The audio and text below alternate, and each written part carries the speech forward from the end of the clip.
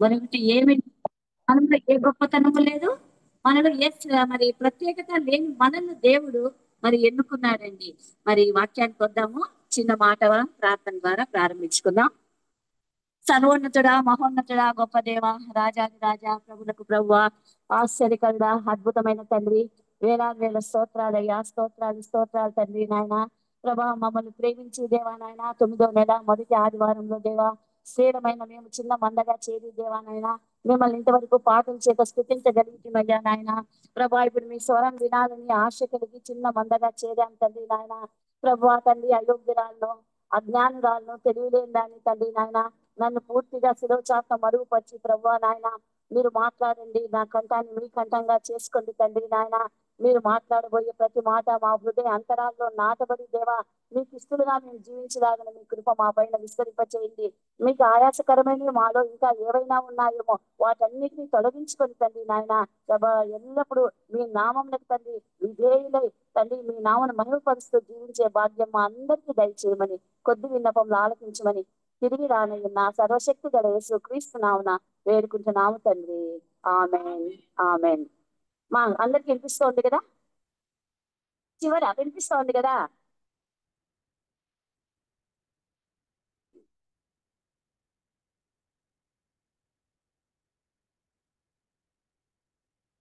స్తోత్రం. నిజమే, కరెక్టే. కరెక్టే, మన దేవునికి స్తోత్రం. మరి దేవుడు ఎందుకు ఆ వాయిస్ ఇచ్చారు? ఈ వాయిస్ తోనే నిజంగా పల్లెలకు పోయినానంటే 12 పల్లెలు కవర్ చేస్తాను. 12 పల్లెలను పాటలు పాడుతా అంటాను, వాక్యం చెప్తా అంటాను, ఇట్లే మైక్ లో చెప్తా అంటాను. అలుపు అనేది రాదు, గొంతు నొప్పి అనేది రాదు. అదేమో నాకు ఆశ్చర్యం అవుతుంది. అందరూ ఆ పాస్టర్లు వాక్యం చెప్పడానికి బాధపడతా అంటారు. ఏం మేడం మీకు ఎట్లొచ్చింది మీకు ఈ శక్తి అంటారు? ఈ వయసులో దేవుడు మరి ఎందుకు అట్లా ఇచ్చినాడో నాకైతే తెలియదు. కానీ ఆయన కృపమ్మ, అయోగ్యురాలంగా నన్ను ఈ విధంగా మరి ఎందుకు ఎన్నుకున్నాడో తెలియదు. దేవునికి స్తోత్రం. ప్రకటన గ్రంథము నేను గత 3 నెలలుగా సెల్ కాన్ఫరెన్స్ లో ప్రకటన గ్రంథమే చెప్తున్నాను. 19 అధ్యాయాలు అయిపోయినా 20 అధ్యాయము రేపు ఉంది చెప్పాలి. మరి ఈ రోజు మనం ప్రకటన గ్రంథం మనం ఒకసారి 11 అధ్యాయం ఇక్కడ ఆ నేర్చుకున్నాం అనమాట. 11 అధ్యాయం నేర్చుకున్నాము. ఈ రోజు 13 అధ్యాయము మనం నేర్చుకోబోతున్నాం. 13 అధ్యాయము ప్రకటన గ్రంథము. మరి ఇది ఎవరు రాశారమ్మా? యోహాన్. మరి ఆ పంచ గ్రంథాలు రాసిన ఆ వాళ్ళు ఎవరు? ఖాండాలవి యోహానే. కరెక్ట్, యోహానే. పంచ గ్రంథాలు రాసిండేది యోహాను, పంచ కాండాలు రాసిండేది మోషే. మోషే అన్నమాట. ఇది ఎవరైనా ఎక్కడైనా అడుగుతారు క్వశ్చన్, కాబట్టి గుర్తు పెట్టుకోనండి. మరి ప్రకటన గ్రంథము మరి ఇది ఎప్పుడు రాయబడింది అంటే 90 నుంచి 95వ సంవత్సరంలో రాయబడింది. క్రీస్తు శకము యేసు ప్రభు డెత్ తర్వాత వ్రాయబడింది అని మరి చరిత్రకారులు చెప్తారు. మరి ఈ ప్రకటన గ్రంథాన్ని ప్రత్యక్షత గ్రంథం అని కూడా అనవచ్చు. మరి మొదట్లో ఏమి ఇచ్చినారు? యేసుక్రీస్తు తన దాసులకు కనబరచు దేవుడు ఆయన అనుగ్రహించిన ప్రత్యక్షత అన్నారు. ప్రత్యక్షత అని పైన 2 అనేసారు కదా, కింద ఏముంది? ప్రకటన అన్నారు. దీన్ని ప్రత్యక్షత గ్రంథము అని అనవచ్చు, ప్రకటన గ్రంథము అని కూడా అనవచ్చు అన్నమాట. ప్రత్యక్షత గ్రంథము అని ఎందుకు అన్నారు అంటే, మనం ఇప్పుడు కళ్ళతో ఎదురుగా చూస్తున్నాం, మీరు నన్ను చూస్తున్నారు, నేను మిమ్మల్ని చూస్తున్నాను అన్నమాట. దాన్ని చక్కగా మరి యోహాను చేత దేవుడు రాయబడ్డారు. ఈ ప్రకటన గ్రంథంలో మరి ఆ వర్తమాన కాలం ఉంది, భూతకాలం ఉంది, భవిష్యత్ కాలం ఉంది అనమాట. మరి ఈ 3 కాలాలకు సంబంధించిన వాక్యాన్ని ఈ ప్రకటన గ్రంథంలో రాయబడింది. మరి ఈ ప్రకటన గ్రంథం చెప్పాను కదా, 90 నుంచి 96 సంవత్సరం 95వ సంవత్సరం లోపల రాయబడిందని. మరి ఎందుకు రాయబడింది అంటే, ఆ కాలంలో ఆ డొమిషియస్ అనే చాలా దుర్మార్గుడైన రాజు పరిపాలిస్తున్నాడు. దుర్మార్గుడైన రాజు పరిపాలిస్తూ ఈ క్రైస్తవులకు అప్పుడప్పుడు ఇంకా మొదటి శతాబ్దం అనమాట. ఈ మొదటి శతాబ్దంలో క్రైస్తవులకు హింసలు చాలా ఎక్కువైపోయినాయి. యేసు ప్రభు శిష్యులందరినీ ఆయన మరి ఏదో విధంగా మరి వారిని హతసాక్షులుగా చేశాడన్నమాట. మరి యోహాను గారిని కూడా హతసాక్షులుగా చేయాలని చూశారు. కానీ మరి కాసే నూనెలో అతన్ని మనం పూరీలు వడలు చేస్తాం కదా, అట్లా వేసినా కానీ ఆయన చనిపోలేదంట. యోహాన్ గారు చనిపోలేదు, మంచి వృద్ధాప్యంలో ఉన్నారు, మరి ఇతను చనిపోలేదు అనేసి ఈ పద్మాస్ ద్వీపానికి ఆయన్ను పంపించారు. ఆ పద్మాస్ ద్వీపంలో ఆహారం ఏమీ ఉండదు, మరి తాగడానికి నీళ్లు ఉండవు. అక్కడ చాలా పనిష్మెంట్ ఇవ్వబడిన ఖైదీలను మాత్రమే అక్కడ పంపిస్తారు. ఇక్కడ మన భారతదేశంలో కూడా శ్రీలంకలో ఒక అది ఉంది కదమ్మా, దాన్ని ఏదో జైలు అంటారు. ఆ జైలుకు ఆ కాలం బ్రిటిష్ వాళ్ళు కట్టించినారు. మరి ఎప్పుడైతే దేశానికి వ్యతిరేకంగా వాళ్ళకు వ్యతిరేకంగా పనిచేసిన వాళ్ళందరినీ ఆ జైలుకు పంపించే వాళ్ళు. ఆ జైలు పేరు ఏంటమ్మా, కాలాపాని అంటారు. అండమాన్ నికోబార్ ఐలాండ్స్ లో ఉండేది ఆ జైలు అనమాట. అట్లాంటిది ఈ పద్మాసు ద్వీపం కూడా అనమాట. మరి అక్కడికి పంపించిన తర్వాత మరి మరి మనం అనుకుంటాం అటువంటి ద్వీపంలో మనం చావగా చచ్చిపోతామేమో అనుకుంటాం. కానీ దేవుని ప్రేమించిన బిడ్డలు, దేవుడు ఏర్పాటు చేసుకున్న బిడ్డలు ఏ పరిస్థితిలో ఉన్నా ఆయన విడిచే దేవుడు కాదు, వదిలే దేవుడు కాదు. ఒకవేళ అవమానం రావచ్చు, కొట్లాటలు రావచ్చు, తిట్లు రావచ్చు, ఏవైనా రావచ్చు, కానీ దేవుడు వదిలే దేవుడు కాదండి. మరి ఈ విధంగా ఆయనకు మరి ప్రత్యక్షంగా కనిపించి మరి ఆయన చేత మరి ఒక మాట చెప్తున్నారు చూడండి.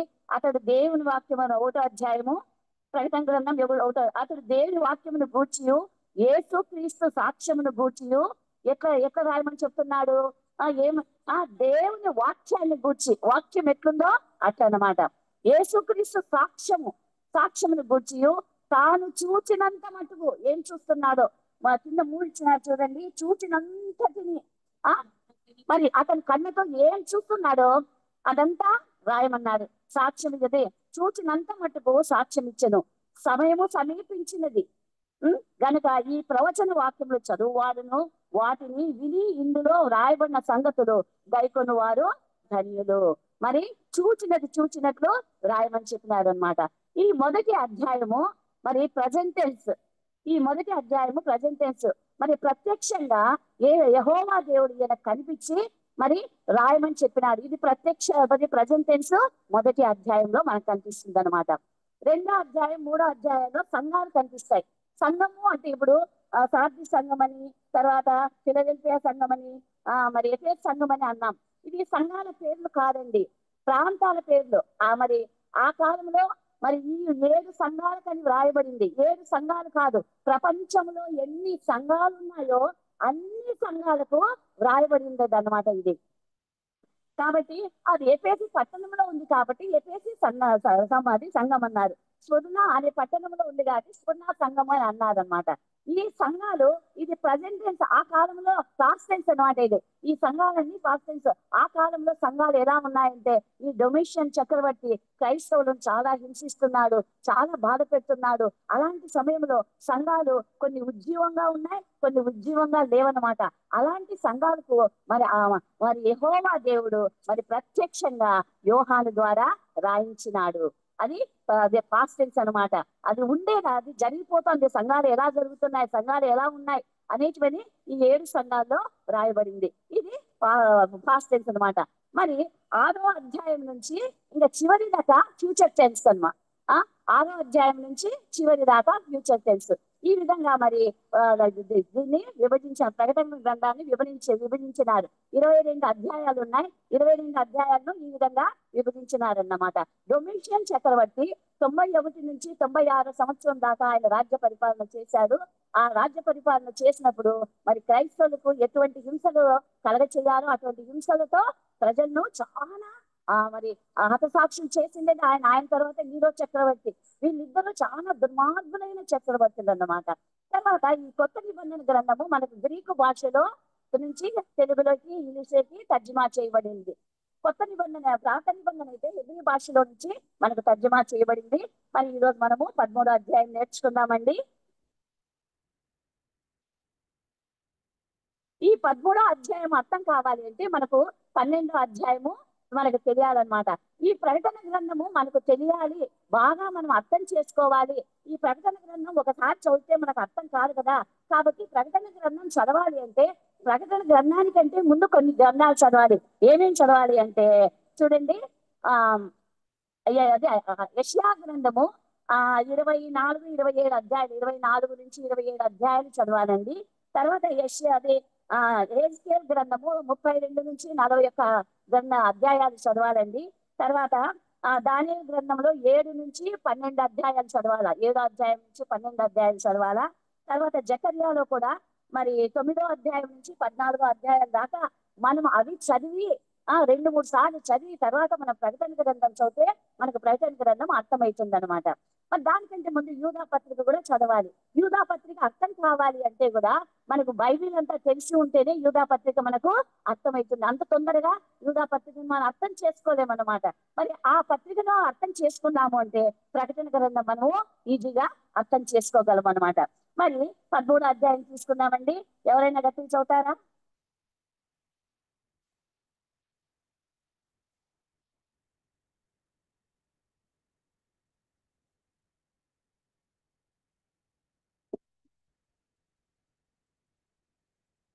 ఆ చాలమా? చూడండి, ఒక గొర్రె పిల్ల కాదమ్మా, 13 అధ్యాయం కదా, పేపర్ లెగిపోతుంది సరే. మరియు 10 కొమ్ములు 7 తలలు గల ఒక క్రూర మృగము సముద్రంలో నుండి పైకి వచ్చుట చూచి తిని. ఎక్కడి నుంచి వస్తోంది? సముద్రంలో నుంచి పైకి వచ్చుట చూచారు. ఎవరు చూశారు? యోహాను గారు చూశారు, ప్రత్యక్షంగా చూశారు యోహాను గారు.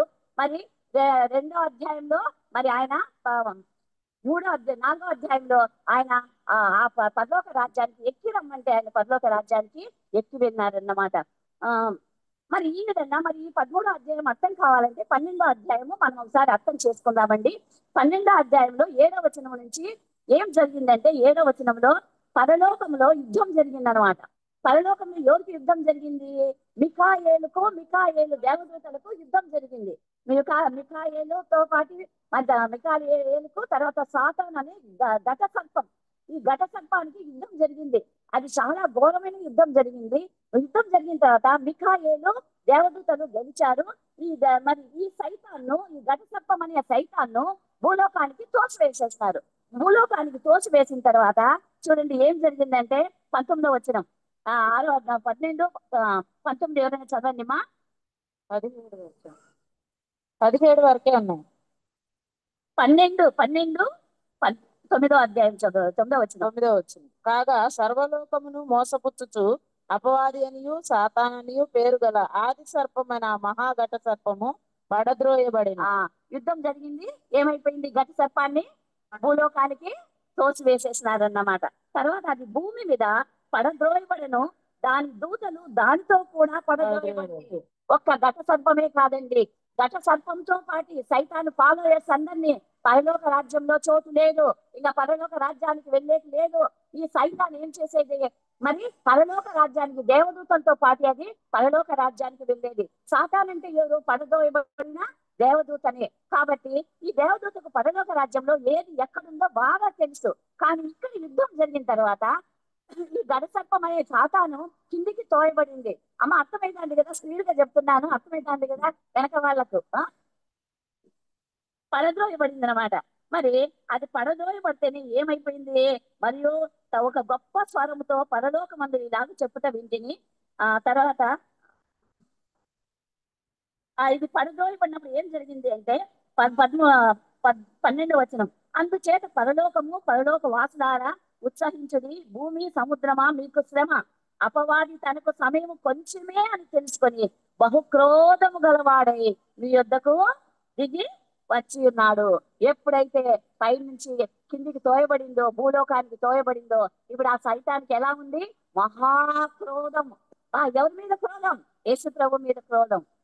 మరి అటువంటి ఆవేశముతో, అటువంటి క్రోధముతో మరి ఉందన్నమాట. ఇప్పుడు అది ఏం చేయాలా? మరి అది ఏం చేయాలి? యేసు ప్రభు శిష్యులను, యేసు ప్రభు నమ్ముకున్న బిడ్డలను ఏం చేయాలో అధికమైన క్రోధముతో నిండి ఉందన్నమాట. అధికమైన క్రోధంతో నిండి ఉండి చివరి 16వ వచనం నుంచి చదువుదామమ్మా. భూమి 12, 16 భూమి ఆ స్త్రీకి 17వ వచనం చదువుదాము. చదవండి మా. భూమి ఆ స్త్రీకి సహకారి అయి తన నోరు తెరచి ఆ ఘట సర్పమును తన నోట నుండి కట్టిన ప్రవాహమును మృంగివేసెను.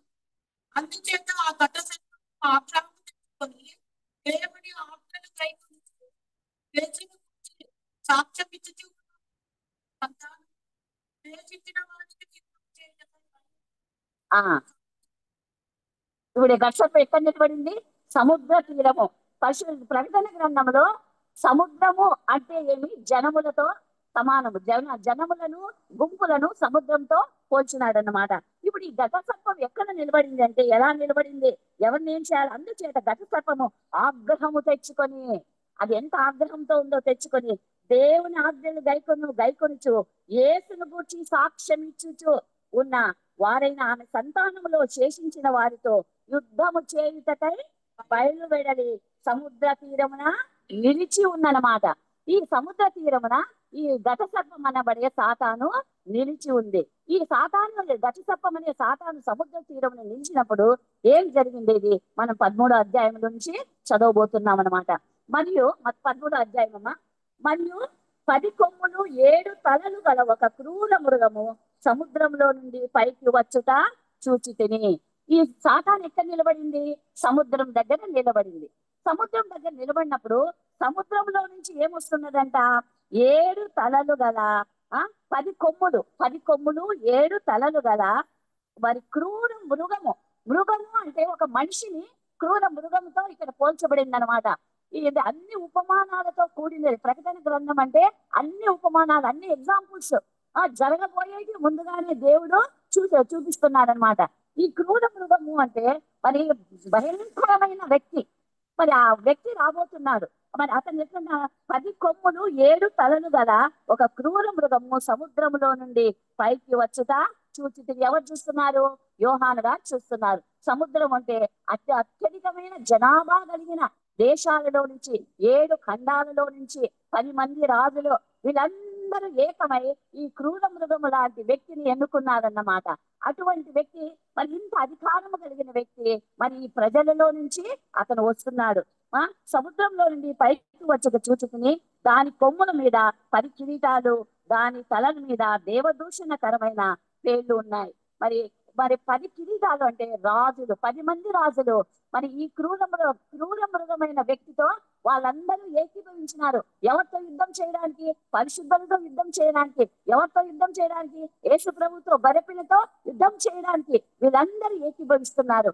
ఏకీభవించి మరి ఈ జనములంతా ఒప్పుకున్నారు. ఈ క్రూర మృగమైన వ్యక్తిని వాళ్ళందరూ ఇష్టపూర్వకంగా మరి అతను ఏం చెప్తే అదే దానికి లోబడుతూ మరి అందరూ ఏక మనసుతో ఉన్నారు. 10 కిరీటములు, దాని తలల మీద దేవదూషణకరమైన పేర్లు ఉన్నాయన్నమాట. 7 తలలు ఉన్నాయి కదండి, 7 ఖండాలు అన్నమాట. ఈ 7 తలల పైన దేవదూషణ అంటే దేవుణ్ణి దూషించిన నామాలు ఉన్నాయంట. మరి ఎటువంటి దూషణకరమైన నామాలు ఉన్నాయో మనకు తెలియదు, కానీ అది వ్రాయబడలేదు. మరి దేవుణ్ణి దూషించిన నామాలు ఆ 7 తలల మీద ఉన్నాయి. మరి నేను చూసిన ఆ మృగము చిరుతపులిన ఎలా ఉంది అంటే, ఈ మృగము క్రూర మృగము, ఈ మనిషి ఎలా ఉన్నాడు అంటే చూడండి, నేను చూసిన ఆ మృగము చిరుతపులిని పోలి ఉన్నది. దాని పాదములు ఎలుగుబంటి పాదముల వంటివి, దాని నోరు సింహపు నోరు వంటిది. చూడండి ఎలా ఉంది. ఈ మనిషిని, ఈ క్రూర మృగాన్ని వర్ణిస్తున్నారు. ఎలా ఉందంట? మరి చిరుతపులిని పోలి ఉందంట, ఎలుగుబంటిని పోలి ఉన్నాడంట, తర్వాత సింహము నోరు లాంటి నోరు కలిగి ఉన్నాడంట. మరి ఇదే దానియేలు గ్రంథం 7:25 అధ్యాయంలో అక్కడ కూడా ఇదే కనిపిస్తుంది. అక్కడ మరో ఎవరైనా చదవండి. దానియేలు గ్రంథం 7:25 వచనం చదవండి మా. వారిని గెలిచిన రాయను. ఆ మహావృద్ధుడు వచ్చి మహోన్నతుని పరిశుద్ధుల విషయంలో తీర్పు తీర్చు వరకు అలాగూ జరుగును గాని, సమయము వచ్చినప్పుడు ఆ పరిశుద్ధులు రాజ్యము నేలుదురని సంగతి నేను గ్రహించి తిని.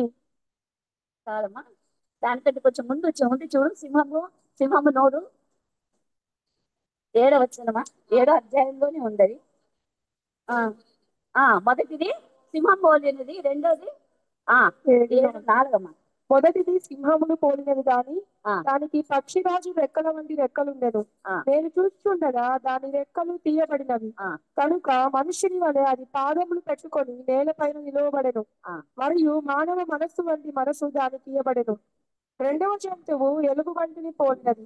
అది ఒక పార్శ్వము మీద పండుకొని తన నోట పండ్ల మధ్య 3 ప్రక్కటెముకలను పట్టుకొనినది. చాలమా. మరి ఈ క్రూర మృగం గురించి దానియేలు గ్రంథంలో ముందుగానే వ్రాయబడింది అనమాట. ఈ క్రూర మృగమైన వ్యక్తుల గురించి వ్రాయబడింది. మరి అవన్నీ ముద్ర వేయబడినాయి. మరి దానియేలు గ్రంథంలో అన్ని ముద్ర వేయబడినాయి. ఇక్కడైతే మరి ముద్ర వేయబడలేదు, తెరవబడినాయి.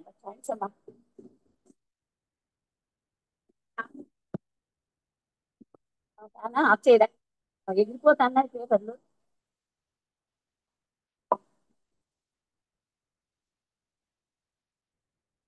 నేర్చుకుందామా, వస్తామ్మా. నేను చూసిన ఆ మృగము చిరుతపులిని పోలి ఉంది. ఆ వ్యక్తి ఎలా ఉన్నాడు? చిరుతపులి లాంటి వాడు. చిరుతపులి దేని చిహ్నం? చాలా స్పీడ్ గా పరిగెత్తుతుంది చిరుతపులి. మరి ఆ విధంగా ఇతనికి 42 సంవత్సరాలు మాత్రమే సమయం ఇచ్చారు. 42 నెలలు మాత్రమే సమయం ఇచ్చారు దేవుడు. మరి 7 సంవత్సరాలు శ్రమల కాలంలో మరి 3.5 సంవత్సరము ఈ క్రూర మృగానికి దేవుడు సమయం ఇచ్చాడు. మరి ఈ 3.5 సంవత్సరం 42 నెలలు కానీ 1260 దినాలు అంతా ఒకటే. మరి ఈ దినాల్లో మరి ఈ క్రూర మృగము తను రాజ్య స్థాపన చేసుకోవాలి, ప్రజలందరినీ ఏకం చేసుకోవాలి, దేవుని బిడ్డల మీదకి మరి పోవాలి, ఇదన్నమాట. మరి ఈ విధంగా మరి అది ఎలా ఉంది? అంత స్పీడ్ గా మనుషుల్లో కలుస్తాందన్నమాట. మనుషుల్లో కలిసి ఏం చేస్తోంది? మనుషులను మరి ఎంత స్పీడ్ గా చిరుతపులి పరిగెత్తుతుందో ఆ విధంగా మనుషులను తన మాటల చేత మరి మాటల చేత అందరినీ ఏకం చేస్తూ ఉంది. తర్వాత సింహము నూరు వంటిది, ఎలుగుబంటి పాదముల వంటిది.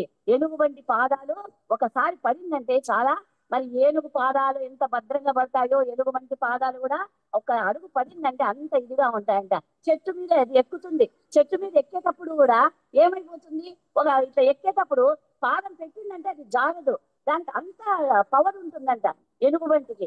అటువంటి మరి ఒక్కసారి ఈ క్రూర మృగం అనే వ్యక్తి ఒక చోటకి వెళ్ళినాడంటే ఆ రాజ్యాన్ని అంతా, ఆ రాజ్యంలో ఉండే మనుషులందరినీ తను ఏకం చేసేటువంటి శక్తి కలిగిన వాడు అని అర్థం అన్నమాట. తర్వాత సింహము నోరు లాంటిది కదా ఆయనకు. మరి సింహము నోరు, మరి సింహం ఒకసారి పట్టుకున్నదంటే ఏనుగు తలను కూడా పట్టుకున్నదంటే వదలదు. అటువంటి పవర్ ఉన్న ఈ క్రూర మృగం అటువంటి పవర్ కలవాడు అనేసి ఈ వాక్యం యొక్క మర్మం అన్నమాట. మరి ఘటసర్ప మరి ఆ పోలి ఉండెను, దాని పాదములు ఎలుగుబంటి పాదముల వంటివి, దాని నోరు సింహము నోరు వంటిది.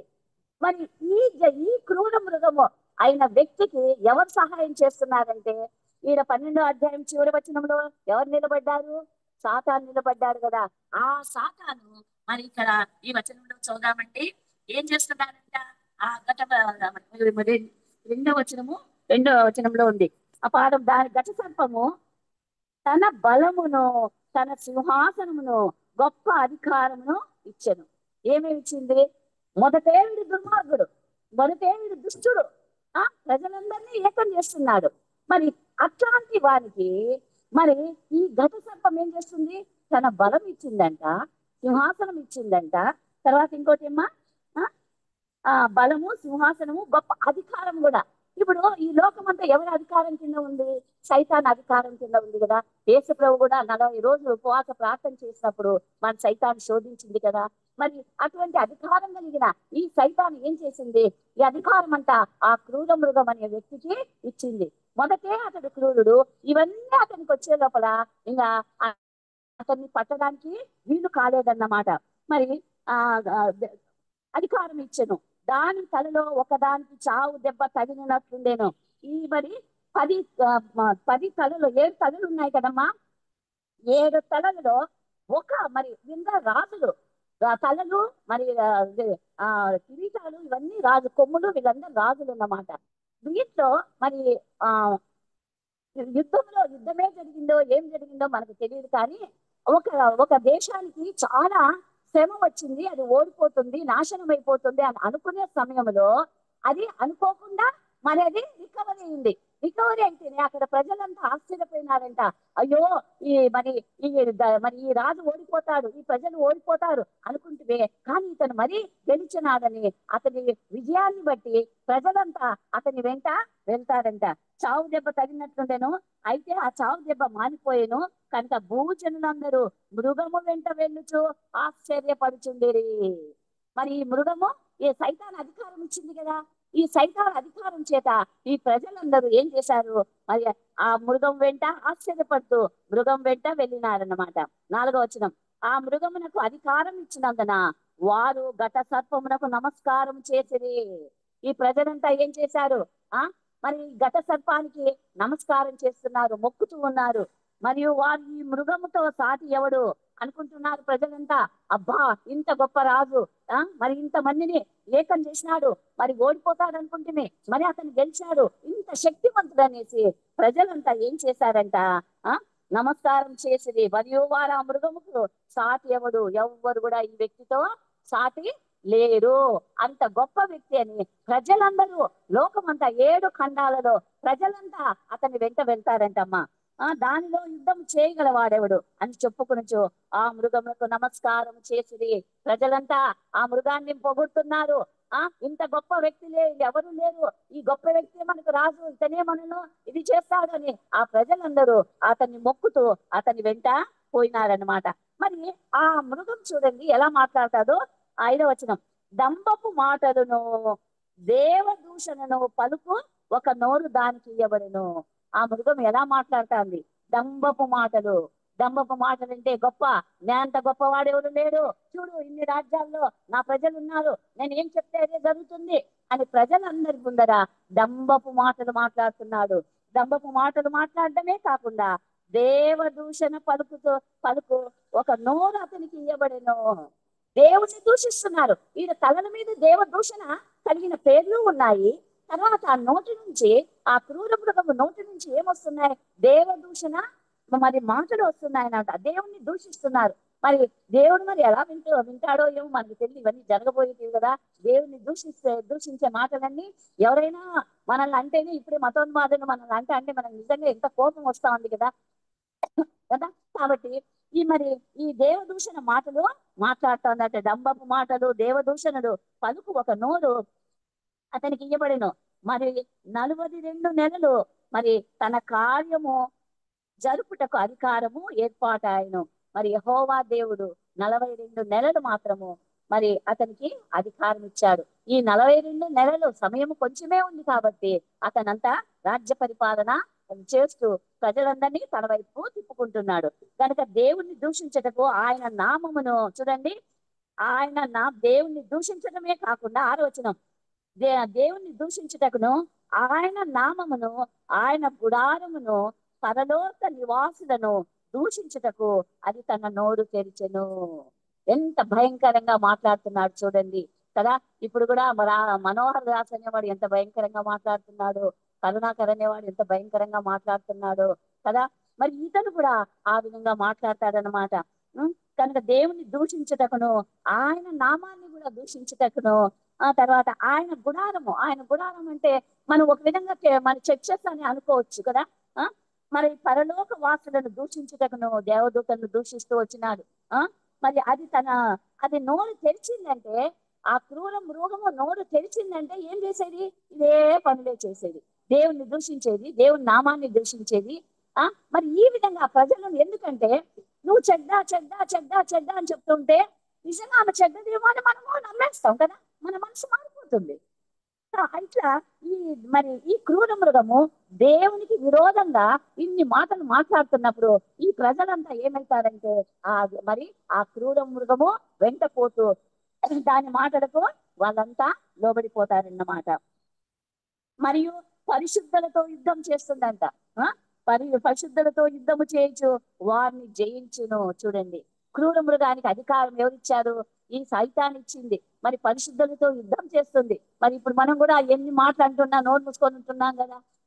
రాజా మనోహర్ దాస్ మాట్లాడుతున్నా, కరుణాకర్ అనేవాడు మాట్లాడుతున్నా, కొంతమంది మాట్లాడుతున్నారు కానీ మనము అందరూ మాట్లాడలేకపోతున్నాం. మరి ఇలాంటి మరియు పరిశుద్ధులతో యుద్ధం చేస్తుంది. ఈ క్రూర మృగం యుద్ధం చేసే ఏం చేస్తుందంట? వారిని జయించును, దానికి అధికారం ఇవ్వబడెను. ప్రతి వంశము మీదను, ప్రతి జనము మీదను, ఆయా భాషలు మాట్లాడు వారి మీదను, ప్రతి జనము మీదను దానికి అధికారం ఇవ్వబడింది. ప్రపంచములో ఆ దేశం ఈ దేశం అనకుండా, ఆ భాష ఈ భాష అనకుండా, ఆ కులము ఈ కులం అనకుండా, అది తెల్లవాళ్ళ నల్లవాళ్ళ ఎర్రవాళ్ళ అనేది లేకుండా ప్రపంచం అంతటి పైన అది అధికారము సంపాదిస్తుందన్నమాట. అది మరి అధికారము సంపాదిస్తుంది. ఆయా భాషలు మాట్లాడు వారి మీదను, ప్రతి జనము మీదను అధికారము దానికి ఇవ్వబడెను. భూనివాసులందరూ అనగా జగత్ ఉత్పత్తి మొదలుకొని వధింపబడి ఉన్న గొర్రెపిల్ల యొక్క జీవ గ్రంథమందు ఎవరు పేరు వ్రాయబడలేదో వారు ఆ మృగమునకు నమస్కారము చేస్తారు. మరి ఆదాము అవ్వని సృష్టించినప్పటి నుంచి జీవ గ్రంథం అనేది వ్రాయబడిందేమో, దేవుడు ఓపెన్ చేశాడేమో. మరి అప్పటి నుంచి మరి ఎవరి పేరైతే జీవ గ్రంథమందు వ్రాయబడలేదో, వ్రాయబడిన వాళ్ళు కాదు, వ్రాయబడలేదో వాళ్ళంతా ఏం చేశారంట, మరి మొదలుకొని గొర్రెపిల్ల జీవ గ్రంథమందు ఎవరి పేరు వ్రాయబడలేదో వారు మృగమునకు నమస్కారము చేస్తున్నారు. అంటే చూడండి, ప్రభువుని నమ్ముకున్న బిడ్డలకు ఇది శ్రమలు వస్తున్నాయి, కష్టాలు వస్తున్నాయి, వాళ్ళతో యుద్ధం చేస్తున్నాడు, వాళ్ళని ఓడిస్తున్నాడు, కానీ వాళ్ళు మొక్కడం లేదండి. వాళ్ళకి శ్రమలు కలగజేస్తున్నాడు, ఆయన మొక్కడం లేదండి. ఎవరైతే జీవ గ్రంథమందు పేరు లేదో వాళ్ళందరూ అతని వెంట వెళుతూ అతన్ని మొక్కుతూ ఉన్నారు, నమస్కారం చేయుదురు. ఎవడైనను చెవి గలవాడైతే వినుగాక. మత్తయి సువార్త 13:19 కూడా ఈ మాట ఉంది కదా, చెవి గలవాడు వినుగాక. సంఘాలకు కూడా చెవి గలవాడు వినుగాక. ప్రతి సంఘంలోనూ ఆ మాట చెప్తూ వచ్చినాడు అనమాట. చెవి గలవాడు, మనకు చెవులు ఉంటే మనం ఏం వినాలి? దేవుని మాటలు వినాలి. కాబట్టి ఇవన్నీ జరగబోయేది మన చెవులారా విని మన హృదయంలో దాచిపెట్టుకోవాలి. కాబట్టి చెవి గలవాడు వినుగాక. ప్రతి సంఘంలోనే ఈ మాట చెప్పబడింది, రాయబడింది. కాబట్టి మనము మన చెవిని గురించి మనం కొంచెము ఏమి వింటున్నాం, మనము మరి సినిమా పాటలు వింటున్నామా, సీరియల్స్ వింటున్నామా, ఏం వింటున్నాం? మనం వినాల్సినవి ఏంది? పరిశుద్ధ గ్రంథము, పరిశుద్ధ గ్రంథానికి సంబంధించినవి, దేవునికి సంబంధించినవి వినాలి. కానీ మరి ఇలాంటి మరి ఈ లోకంలో మరి నశించిపోయే వాటిని విని మనం కూడా నశించిపోకూడదు. కాబట్టి ఏం చెప్తున్నాడు? చెవి గలవాడైతే వినుగాక. మనకు చెవులుంటే మనం విందాం, మన చెవులు లేవా మన లోకంతో లోకం నమస్కారం చేద్దాం, అంతే. మరి చెవి గలవాడు వినుగాక. ఎవడైనను చెర పట్టవన్నని ఉన్నాడలా వాడు చెరలోనికి పోవలను. ఎవడైనాను ఖడ్గం చేత చంపిన ఎడలా వాడు ఖడ్గం చేత చంపబడవలేను. ఇవన్నీ శ్రమలండి, రాబోయే శ్రమలు అనమాట. ప్రభువు బిడ్డలకు, పరిశుద్ధులకు. మరి ఇక్కడ 12వ అధ్యాయం 17వ వచనంలో కాచుకున్నాడు కదా, యుద్ధం చేయడానికి మరి కాచుకున్నాడు. మరి ఈ క్రూర మృగం కూడా యుద్ధం చేయడానికి మరి వీళ్ళందరూ ఏకమయ్యి పరిశుద్ధులతో యుద్ధం చేస్తున్నారు. యుద్ధం చేస్తూ ఖడ్గం చేత చంపిన ఎడలా వారు ఖడ్గం చేత చంపబడవలేను. ఈ విషయంలో పరిశుద్ధుల ఓర్పును విశ్వాసము కనబడును. చూడండి, మరి మన నిజంగా చంపేకొస్తే మన విశ్వాసం ఏమవుతుందో మనకు తెలియదు కదా. ఇప్పుడు నిజమైన విశ్వాసము ఇక్కడ కనపడిస్తా ఉంది. పరిశుద్ధుల ఓర్పును విశ్వాసము కనబడును కదా.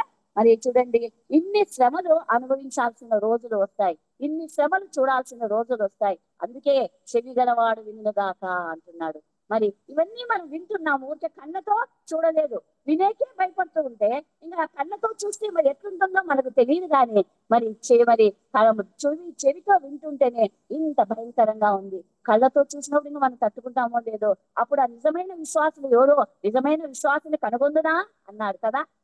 ఎవరో మరి అప్పుడు ఎంతమంది ఉంటారో ఎంతమంది పోతారో మనకు తెలియదు. కానీ మరి అలాంటి పరిస్థితి వస్తుంది. కాబట్టి మరి అనగా మరి చూడండి, పరిశుద్ధుల ఓర్పును విశ్వాసము కనపడుతుంది. తర్వాత 11వ వచనానికి వస్తాం. ఇది యాంటీ క్రైస్ట్. క్రూర మృగం అంటే ఎవరు? Anti Christ. యాంటీ క్రైస్ట్ గురించి ఇంతవరకు మనం నేర్చుకున్నాం. తర్వాత మరి అబద్ధ ప్రవక్త వస్తాడనమాట. మరి అబద్ధ ప్రవక్త వీళ్ళందరూ ఎవరు? మరి ఘట సర్పం యొక్క ఫాలోయర్స్ వీళ్ళందరూ. మరి మనకు 11వ వచనం నుంచి చదివినామంటే మత్తయి 7:15వ వచనంలో ఉంది కదా, గొర్రె చర్మంతో కప్పుకున్న ప్రవక్తలు వస్తారని. అదే మాట చదవండి ఒకసారి మా మత్తయి సువార్త 7.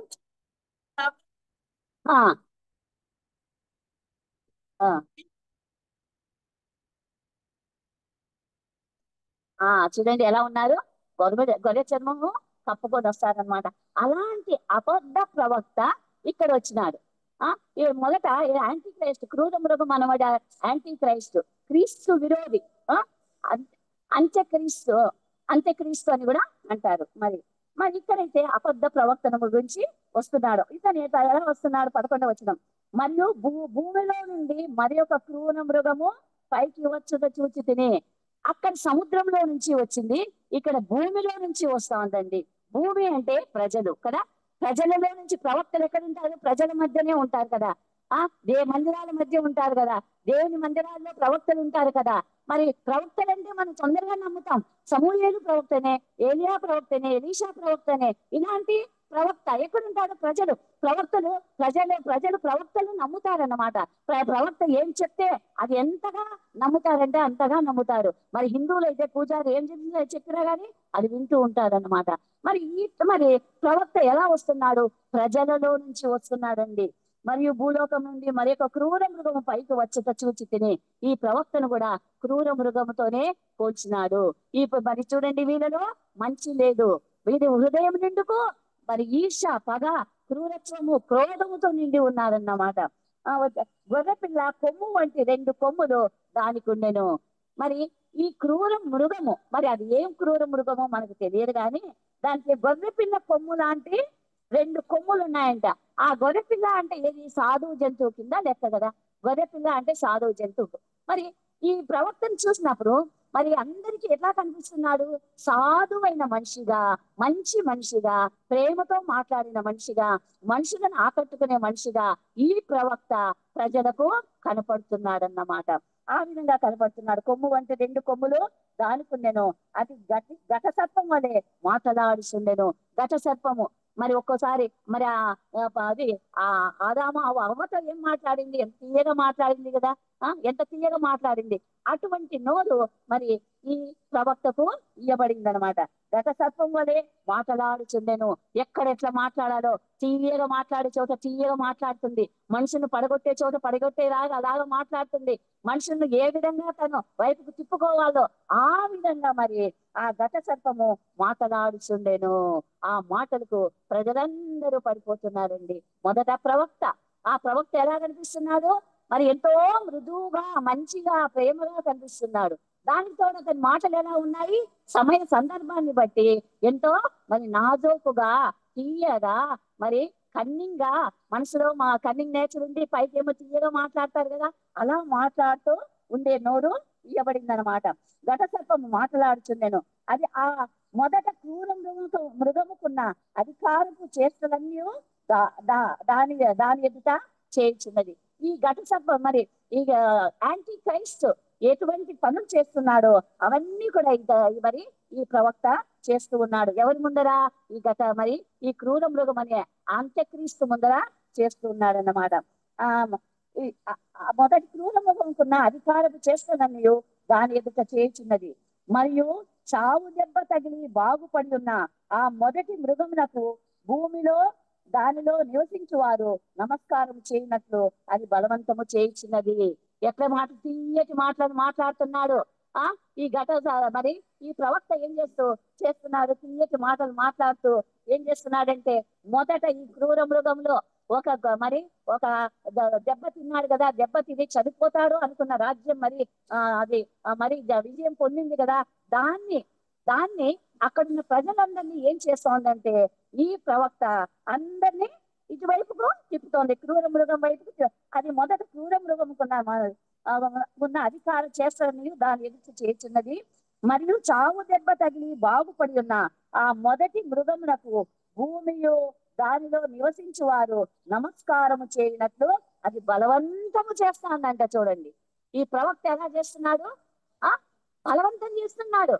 మొక్కండి, ఆ క్రూర మృగానికి మొక్కండి, అతను ఎంత గొప్పవాడు, అతను ఎంత జయించినాడు, ఇన్ని రాజ్యాలు 7 ఖండాల్లో అతను వ్యాప్తి చెందినాడు, అతని మాటే మాట అంటూ మరి ప్రజలందరినీ పుచ్చుతూ అందరి చేత అది నమస్కారము చేపిస్తూ ఉందన్నమాట. ఎవరమ్మా? అబద్ధ ప్రవక్త. బలవంతం చేయించున్నది ఊరికే కాదు, బలవంతం చేస్తాడే. మొక్కుతారా లేదా? ఎందుకు మొక్కకుండా ఉన్నారు? ఇంత గొప్పవాడు ఎక్కడున్నాడు అని బలవంతము చేయించున్నది. అది ఆకాశము నుండి భూమికి మనుషుల ఎదుట అగ్ని దిగి వచ్చినట్లుగా గొప్ప సూచనలు చేయించున్నది. చూడండి ఎటువంటి అధికారము! మరి ఆకాశం నుండి మనుషుల ఎదుట అగ్ని దిగి వచ్చినట్లు ఏలియా ప్రవక్త మరి ప్రార్థన చేసినప్పుడు అగ్ని పైనుంచి వచ్చింది, అంతా కాల్ చేసింది కదా. ఇలాగే ఇప్పుడు చూడండి దీనికి ఎంత అధికారము. ఇలాంటి చేష్టలు చేస్తే ఇంకా ప్రజలు పడిపోరా? చెప్పండి. అది ఆకాశం నుండి భూమికి మనుషుల ఎదుట అగ్ని దిగి వచ్చినట్లుగా గొప్ప సూచనలు చేయించున్నదంట. ఎన్ని ఆశ్చర్య కార్యాలు చేస్తాందో. ఆ అంత పవర్ దీనికి వచ్చేసింది. సైతాన్ మరి పవర్ ఇచ్చేసింది. మరి గత సర్పము మరి వీటికి పవర్ ఇచ్చేసింది. ఆ ఆకాశం నుండి భూమికి మనుషులు ఏదైతే అగ్ని దిగి వచ్చినట్లుగా గొప్ప సూచనలు చేయించున్నది. కత్తి దెబ్బ తినియు బ్రతికిన ఈ క్రూర మృగమునకు ప్రతిమ చేయవలననే అది భూలోక నివాసులతో చెప్పాను. అంతేకాదు బలవంతం చేయటమే కాకుండా ఈ అబద్ధ ప్రవక్త అని అతను ఏం చేస్తున్నాడంటే ఈ క్రూర మృగం అనే అంత్యక్రీస్తుకు మనం అందరం కలిసి ఒక పెద్ద విగ్రహం చేస్తాం. నెబుకద్నెజర్ చేయలేదా? దూర మైదానంలో పెట్టలేదా? మరి అటువంటి విగ్రహాన్ని చేస్తాం అని ప్రజలందరినీ ప్రోత్సహిస్తూ ఉందంట. ప్రజలందరూ ఇప్పుడు అందరూ వీళ్ళ వెంట వెళ్తున్నారు.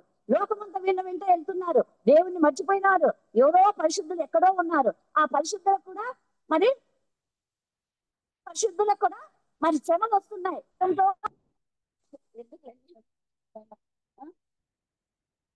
ఖడ్గంతో వాళ్ళు చంపబడుతున్నారు. మరి శ్రమలు వీళ్ళు అనుభవిస్తున్నారు అన్నమాట. మరి ఈ అబద్ధ ప్రవక్త ఏం చేస్తున్నాడు? ప్రజలందరినీ ఏకం చేశాడు. తీయటి మాటలు మాట్లాడుతున్నాడు. ప్రజలందరినీ మరి క్రూర మృగం కాక మొక్కమని చెప్తున్నాడు. మొక్కరమే కాకుండా అతని తరపున ఒక పెద్ద విగ్రహం చేస్తాం. క్రూర మృగానికి పెద్ద మరి విగ్రహం చేస్తామని అందరి ప్రజల చేత మరి బలవంతం చేస్తాడు అన్నమాట. ప్రతి ప్రతిమను చేయవలని అది భూలోక నివాసులతో చెప్తుంది. ప్రజలందరితో చెప్తోంది. ఈ క్రూర మృగమైన అంత్యక్రీస్తు యొక్క మరి విగ్రహం చేస్తాము అనేసి మరి అందరి చేత బలవంతంతో చేపిస్తాంది. తనకి మరి ఆ మృగము ఎదుట చేయుటకు తనకి ఇయ్యబడిన సూచనల వలన భూనివాసులను మోసపుచ్చుచున్నది. ఎన్నో మరి సూచనలు చేస్తాంది. ఎన్నో గొప్ప గొప్ప కార్యాలు చేస్తాంది. మరి ఆ కాలంలో మరి సాయిబాబా ఇట్లంటే మీద వచ్చేది. ఇట్లంటే ఏది అడిగితే అది వచ్చేది. ఇట్లంటే శివలింగాలు వచ్చేది. మరి ఆయన ఇక్కడ ఈ కాలంలో ఈ కాలం మనిషి అయ్యిందే ఇట్లా చేతులతో అన్ని వచ్చేవి. మరి ఇంత పవర్ ఉండే వ్యక్తి ఇంకెన్ని సూచక క్రియలు చేస్తాడో ఏమో మనకు అర్థం కాదు. చేస్తాడో మనకు తెలియదు కదా. అప్పటికి మనం ఉండకపోవచ్చును. మరి ఇంకెట్లా సూచక క్రియలు చేస్తాడో ఏమో. నీకేం కావాలంటే అది ఇస్తాడేమో. అనుకుంటేనే చేతుల నుంచి ఇచ్చేస్తాడేమో. శివలింగం అనుకుంటేనే శివలింగం ఇస్తాడు. మా ఆఫీస్ లో సావిత్రం అని ఉండే. చాలా డివోటీస్ వాళ్ళు. అనంతపురానికి వస్తే వాళ్ళ ఇంట్లోనే దిగుతాడు సాయిబాబా. ఇంకా వాళ్ళకు ఉన్నట్టుండి ఇట్లా ఇట్లా అనేసి ఒక మంచి నెక్లెస్ ఇస్తాడు. వజ్రాల కమ్మలు ఇస్తాడు. మొదటే వాళ్ళు కోటీశ్వర్లు. అట్లా వాళ్ళని ఆయన పట్టుకునేది. అట్లా నిజంగా నాకు అవసరం ఏంటంటే ఇంకా శివలింగము గొంతులో నుంచి శివలింగం వస్తుందండి. అది ఎట్లా వస్తుంది? ఇవన్నీ సూచనలు కాదా? ఇవన్నీ అంత్యక్రీస్తు చేసే సూచనలు కాదా? అబద్ధ ప్రవక్తలు కదా. వీళ్ళందరూ అబద్ధ ప్రవక్తలే కదా. మరి ఆయన ఎంతమంది మనుషులు పోతా అన్నారు. అసలు సాయిబాబా బ్రతికినన్ని రోజులు ఆ పుట్టపర్తి ఎట్లా వెలిగిపోయిందంటే అట్లా వెలిగిపోయింది. ఇప్పుడు తగ్గిపోయింది. కానీ అసలు నవంబర్ వచ్చిందంటే అతని బర్త్డే వచ్చిందంటే ఫారిన్ కంట్రీస్ లో అందరూ ఆడే ఉండేవాళ్ళు. వాళ్ళకేం రోగమో నేను అనుకునేది. ఇంత క్రైస్తవులు అయ్యింది, క్రిస్టియన్ కంట్రీస్ అయ్యింది, ఆ క్రీస్తుని నమ్మిన బిడ్డలు అయ్యింది, అక్కడ వచ్చి భజనలు చేస్తా అంటారు. ఆయన భజనలు చేస్తా అంటారు. మీరు చూసినారా లేదా కానీ నేను చిన్నతనం నుంచి గర్ల్స్ హై స్కూల్లో చదివినాను. గర్ల్స్ హై స్కూల్కి ఎక్కువ వచ్చేవాడు అనమాట. అక్కడ అందరికీ అన్ని ప్రొవైడ్ చేసేవాడు. ఎందుకు అన్ని వస్తున్నాయి కాబట్టి అన్ని ఇచ్చేవాడు. మరి ఈ విధంగా ఈ కాలంలో మనము చూస్తున్న ఈ సమయంలోనే అతను అన్ని చేస్తున్నాడంటే మరి ఆ కాలంలో ఈ సైతానికి భూలోకం అంతా పవర్ ఉంది. అది పడిపోయిన దేవదూత. మరి దానికి ఎంత శక్తి ఉందో మరి ఎటువంటి సూచక క్రియలు చేస్తాడో మనకు తెలియదు. కానీ ఇతను మనుషులందరినీ మోసపుచ్చుతాడు. మొదట మరి యాంటీ క్రైస్ట్ మనుషులు మోసపుచ్చి తన రాజ్యాలంతా ఏకం చేస్తాడు. అంతే మరి అబద్ధ ప్రవక్త అతనికి సపోర్ట్ గా మరి అతన్ని మరి ప్రోత్సహిస్తూ వస్తాడన్నమాట. చూడండి, ప్రతి కత్తి దెబ్బ తిని బ్రతికిన ఈ క్రూర మృగమునకు ప్రతిమను చేయవలనని అది భూనివాసులతో చెప్పుచు ఆ మృగము ఎదుట చేయుటకు తనకియ్యబడిన సూచనల వలన భూనివాసులను మోసపుచ్చుచున్నది. మనుషులంతా మరి మోసపోతున్నారు. దాని చేష్టలకు మోసపోతున్నారు. దాని వింత కార్యాలకు మోసపోతున్నారు. అబ్బో ఇదే దేవుడు, ఇదే దేవుడు, మరి దీన్ని ఇంతకంటే గొప్పగా ఏది లేదు అని ప్రజలంతా మోసపోతున్నారంట. మరి 15వ వచనం, మరియు ఆ మృగము యొక్క ప్రతిమను మాట్లాడునట్లు ఆ మృగము యొక్క ప్రతిమకు ఆ బొమ్మను చేయిస్తాడు. ఈ అబద్ధ ప్రవక్త మరి బంగారు విగ్రహం చేయిస్తాడంట. ఈ బంగారు విగ్రహాన్ని ఎక్కడ పెడతాడు? యెరూషలేములో పెడతాడంట. బంగారు విగ్రహాన్ని యెరూషలేములో పెట్టాడు. మరి ఈ అబద్ధ ప్రవక్త కూడా యెరూషలేములో ఉండి అక్కడ ఉండే ప్రజలందరినీ మోసపుచ్చి మరి అక్కడ మరి ఈ ఈ బొమ్మను మొక్కడానికి మరి ప్రోత్సహిస్తాడంట అబద్ధ ప్రవక్త. మరి ఆ బొమ్మ చూడండి, క్రూర మృగం, యాంటీ క్రైస్ట్ యొక్క క్రూర మృగం యొక్క బొమ్మను చేపించాడు. అది బంగారుతో చేసినాడో మరి ఎట్లా చేసినాడో తెలియదు, కానీ ఆ బొమ్మ మాట్లాడుతుందంట. విచిత్రం కదా, బొమ్మలు ఎక్కడైనా మాట్లాడతాయా? బంగారుతో చేసిన బొమ్మ మాట్లాడుతుందా? కానీ చూడండి, ఆ బొమ్మ మాట్లాడుతుందంటే ఇంకా ప్రజలు ఎట్లా ఉంటారండి? ఎంత గొప్ప వాళ్ళు కానీ పోయి సాష్టాంగ నమస్కారం చేస్తా అంటారు. గురువులు వచ్చినారంటే, కాషాయ వస్త్రాలు వేసుకున్న వాళ్ళు వచ్చినారంటే గిన సాష్టాంగ నమస్కారం చేస్తూ ఉంటారు. ఆడవాళ్ళు ఎంత పెద్దవాళ్ళు కానీ నమస్కారం చేస్తుంటారు. సినిమా యాక్టర్స్ అంతా వచ్చి మరి ఆయనకు నమస్కారం చేసేవాళ్ళు అన్నమాట. ఆ విధంగా ప్రజలు, గొప్ప గొప్ప ప్రజలే వచ్చేవాళ్ళు, రాజకీయ నాయకులు వచ్చేవాళ్ళు, ప్రధానమంత్రులు వచ్చేవాళ్ళు, తర్వాత రాష్ట్రపతి కూడా వచ్చినారు కదా. వాళ్ళు కూడా వచ్చి మరి ఆయన మొక్కినారు అన్నమాట. చూడండి, మరి ఈ కాలంలో ఈ మనిషికే ఈ విధంగా ఉంటే ఈడ బొమ్మ మాట్లాడుతుంది అంటే ఆలోచించండి ఎలా ఉంటుందో. అప్పుడు ప్రజల పరిస్థితి ఎలా ఉంటుందో. మనప్పుడు మన విశ్వాసము, అదే మాట రాష్ట్రం అన్నారు కదా, పరిశుద్ధులకు ఓర్పును విశ్వాసము కనబడుతుంది. కాబట్టి పరిశుద్ధులైన మనము ఇవన్నీ చూస్తున్నప్పుడు మనం ఎట్లా తట్టుకోవాలో మనకు తెలియదు, మన విశ్వాసాన్ని ఎట్లా కాపాడుకోవాలో తెలియదు, మరి ఎటువంటి పరిస్థితులు వస్తాయో తెలియదు. పక్కింటోడు ఎదింటోడు అందరూ వాళ్ళు ఎంట పోతున్నారు. మనం ఒకరు నిలబడాలి అంటే మనకి ఎన్ని శ్రమలు వస్తాయో, ఎన్ని మాటలు వస్తాయో మనకు తెలియదు కదా. మరి ఈ ప్రతిమ కూడా మాట్లాడుతుంది. ప్రతిమను చేయించినాడు అన్న మరి అబద్ధ ప్రవక్త ప్రతిమను చేయించి నిలబెట్టి ప్రజలందరినీ మొక్కేటట్లు చేస్తున్నాడు. ఆ ప్రతిమ మాట్లాడుతుంది. మరి నీ వస్తే నీకేం సమస్యలు ఉన్నాయో చెప్తుంది, నేను వస్తే నాకే సమస్యలు ఉన్నాయో చెప్తుంది. ప్రతిమకు మరి అటువంటి శక్తి మరి మరి ఘట సర్పము ఇచ్చిందన్నమాట. ఆ మృగం యొక్క ప్రతిమకు నమస్కారం చేయని వారిని మరి అందరూ నమస్కారాలు చేస్తా ఉన్నారు. మనకి ఇది షడ్రక్ మిషక్ అబెద్నెగో గుర్తుకొస్తాడు కదా. ఆ మైదా మరి ఆ విగ్రహానికి మొక్కమంటే వాళ్ళు మొక్కరు. మొక్కకుంటే ఏమైంది? అగ్నిగుండానికి వెళ్ళేది. సేమ్ సిచ్యుయేషన్ ఇలాంటివి మరి మనకు వస్తాయండి. మనం దానియేలు గ్రంథంలో అప్పుడు చదివినాము, అది జరిగిండేది చదివినాము. అది పాస్ట్ టెన్స్, ఇది ఫ్యూచర్ టెన్స్, జరగబోయేది మనము ఇప్పుడు చదువుతున్నాం అన్నమాట. ఇవన్నీ మనం అప్పుడు కళ్ళతో చూసి మరి ఎలా మనం ఉంటామో మనకు తెలియదు, కానీ ఆ మృగము యొక్క ప్రతిమకు నమస్కారం చేయని వారిని హతము చేయునట్లు. మరి అక్కడైతే అగ్నిగుండాన్ని పంపించినారు షడ్రక్ మిషక్ అబెద్నెగోని. ఇక్కడైతే ఎవరైతే ఆ విగ్రహానికి మొక్కరో వాళ్ళని ఏం చేస్తున్నారంట? హతము చేయనట్లును ఆ మృగము యొక్క ప్రతిమకు ప్రాణమిచ్చుటకై దానికి అధికారము ఇవ్వబడును. చూడండి, ఈ బొమ్మకు ఎటువంటి పవర్స్, మరి ఆ సైతాను, ఈ లోకాధికారి కదా, మరి లోకమంతా సంచారం చేస్తున్నాడు. మరి ఎక్కడ చూసినా దురాత్మల సమూహంతో నిండి ఉన్న ఈ లోకంలో ఈ మృగము మరి ఈ విగ్రహము మాట్లాడడమే కాకుండా ప్రాణమిచ్చుటకు దానికి అధికారం ఇవ్వబడిను.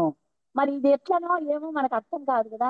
ప్రాణము ఇచ్చుటకు అధికారం ఇవ్వబడిన ప్రతిమకు ప్రాణం ఇచ్చుటకై దానికి అధికారం ఇవ్వబడిను.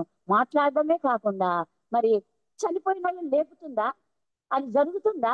యేసు ప్రభు లేపినాడు, చనిపోయిన వాళ్ళని లేపినాడు కదా, పేతురు లేపినాడు. కానీ ఈ ప్రతిమ కూడా లేపింది అంటే లేపుతుంది. మరి అది ఎట్లనో మరి అది ఎట్లా జరుగుతుందో మనకు తెలియదు, కానీ ప్రతిమకు ప్రాణం ఇచ్చుటకై దానికి అధికారం ఇవ్వబడెను. కాగా కొద్ది వారేమి, ఇక్కడ చూడండి ప్రజలంతా ఎట్లా పోతున్నారు? కొద్ది వారేమి, గొప్పవారేమి, ధనికులేమి, దరిద్రులు గాని, స్వతంత్రులు గాని, దాసులు గాని అందరూ తమ కుడి చేతి మీదైన అందరూ దాన్ని వెంటపోతున్నారు, దాన్ని నమ్ముతున్నారు.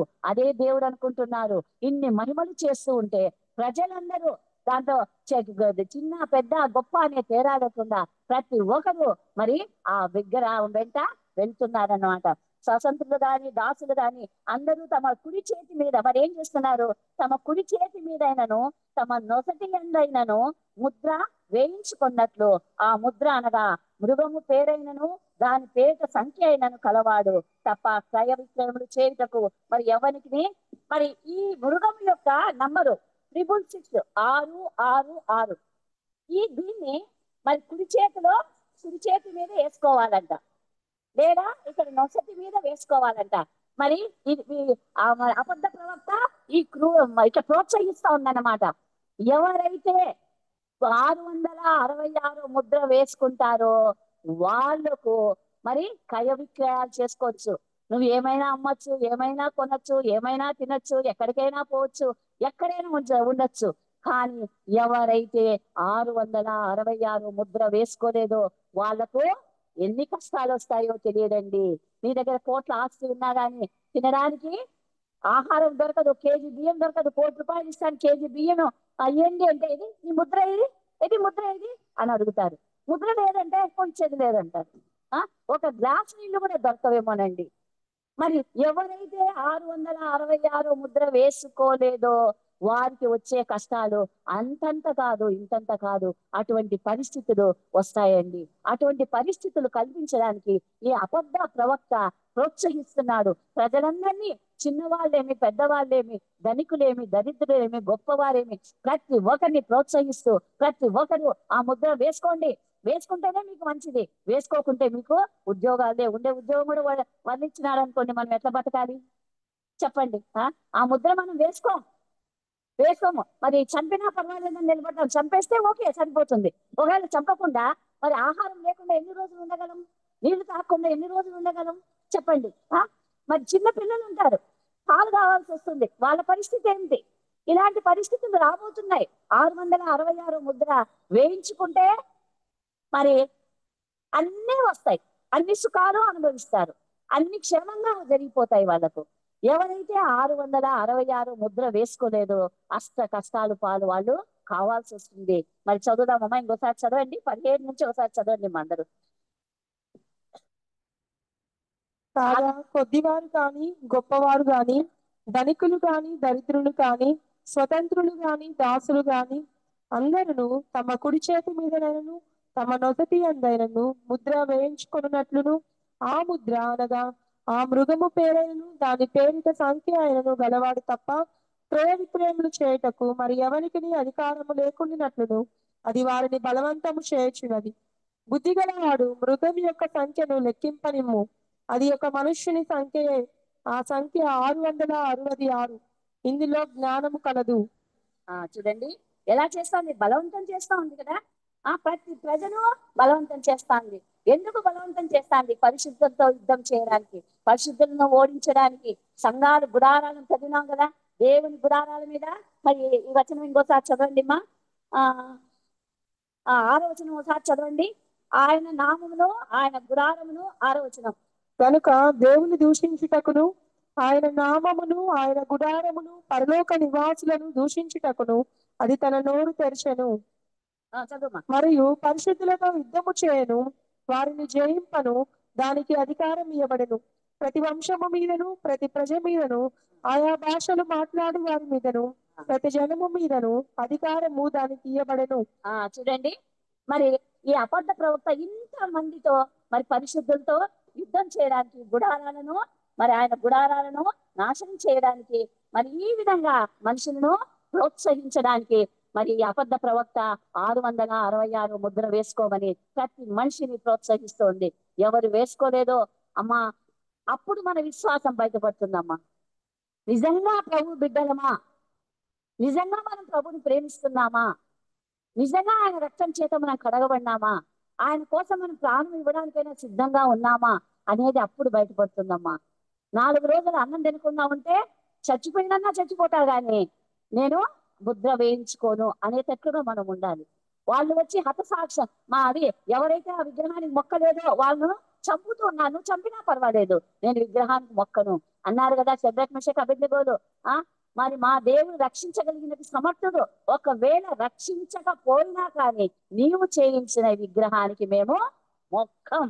ఆ విధంగా చెప్పే విశ్వాసం మనకు కావాలండి. అటువంటి విశ్వాసంలో మనము మరి మరి ఇంకెట్లా పరిస్థితులు వస్తాయో మనకు తెలియదు కదా. మరి షద్రక్ మెషక్ అబేద్నెగోలకు భోజనాలు గీజనాలు అన్ని ఉన్నాయి, కేవలం విగ్రహానికి మొక్కలేదు. ఇక్కడ ఏమీ లేవు, మనకు నీళ్లు తాగడానికి ఉండదు, అన్నం ఉండదు, ఏమీ ఉండదు. మరి పిల్లలు ఏడుస్తూ అంటారు, ఇంట్లో ఎంతసేపు ఉండగలం మనము? మరి ఇటువంటి పరిస్థితిలో మన విశ్వాసాన్ని మనం ఎలా కాపాడుకోవాలి? కాబట్టి మనం ప్రార్థన చేయాలమ్మా. ప్రార్థనలోను విశ్వాసంలోను ఎడతెగక ఉండాలి. ఆ ముద్రను ధరిస్తే మరి సంతోషంగా ఉంటారు. ఆ ముద్రను ధరించకపోతే ఎన్ని కష్టాలు పడాల్సి వస్తుందో. మరి 14వ అధ్యాయము 10వ వచనం నుంచి చదువుదామమ్మా.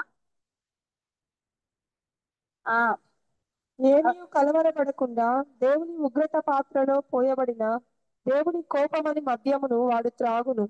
పరిశుద్ధ దూతల ఎదుటను గొర్రెపిల్ల ఎదుటను అగ్ని గంధకముల చేత వాడు బాధింపబడును. వారి బాధ సంబంధమైన పొగ యుగ యుగములు లేచును. కాదు 9 నుంచి చదవమ్మా. మరియు వేరొక దూత అనగా 3వ దూత వీరి వెంబడి వచ్చి గొప్ప స్వరముతో ఇలాగు చెప్పను. ఆ క్రూర మృగమునకు గాని దాని ప్రతిమకు గాని ఎవడైనా నమస్కారం చేసి తన నొసటి అందేమి చేతి మీదనేమి ఆ ముద్ర వేయించుకొని ఎడల ఏమీ కలవర పడకుండా దేవుని ఉగ్రత పాత్రలో పోయబడిన దేవుని కోపమని మద్యమును వాడు త్రాగును. ఏమైతుంది? అప్పుడేమో ముద్ర వేయించుకున్నారు. ముద్ర వేయించుకున్న తర్వాత ఏం జరుగుతుందంట? మరి ప్రతిమకు గాని ఎవరైనా నమస్కారము చేసి తన నొసటి అందేమి చేతి మీద ఆ ముద్ర వేయించుకున్న ఎడల ఏమీ కలపకుండా ఇప్పుడు దేవుని కోపం వస్తోంది. దేవుని ఉగ్రత పాత్రలో ప్రోయబడిన దేవుని కోపమును మద్యమును వాడు తాగును. అక్కడేమో ఆ ముద్ర వేసుకొని ఎన్ని సుఖాలు అనుభవించినాడు. మరి ఇన్ని కష్టాలు వాడు మరి దేవుని ఉగ్రత ముందు మనం ఆగగలమా? చెప్పండి. ఎర్ర సముద్రమా మరి పాయలు కమ్మంటే అయింది. ఎరుకో గోడలు పడి ఒక రాయిని మనం కదిలించగలమా?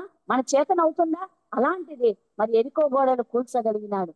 మరి ఇంత శక్తిమంతుడైన కలుగునుగాక అంటే ఇంత సృష్టి కలగజేసిన దేవుని కోపము ఎవరి మీదకి వస్తుంది?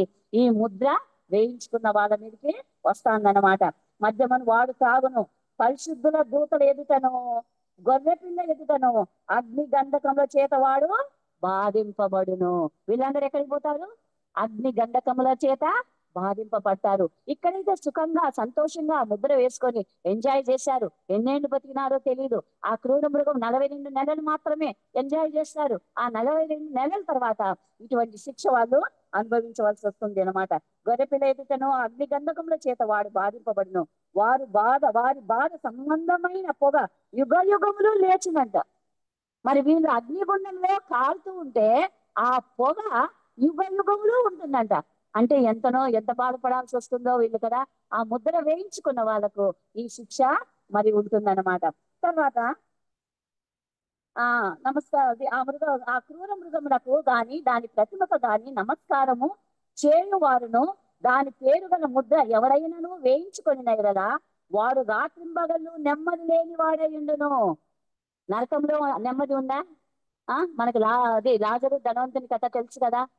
మరి ధనవంతుడు ఎంత బాధపడుతున్నాడు కదా. మరి చిటికిన వేలతో ఒక్క చుక్క నీళ్ళు అడిగినాడు.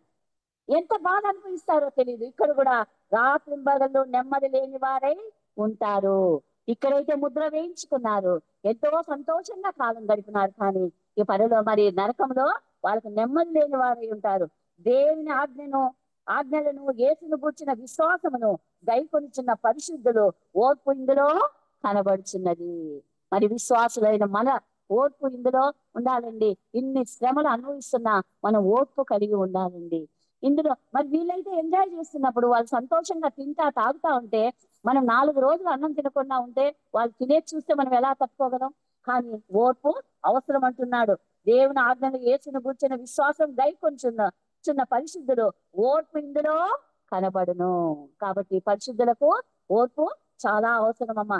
తర్వాత ఇదే అధ్యాయంలో 15వ అధ్యాయం 2వ వచనం చదువుదామమ్మా. 2వ వచనం చదవండి. 15వ అధ్యాయం 2వ వచనం. మరియు అగ్నితో కలిసి ఉన్న స్ఫటికము సముద్రము వంటిది ఒకటి నేను చూచితిని.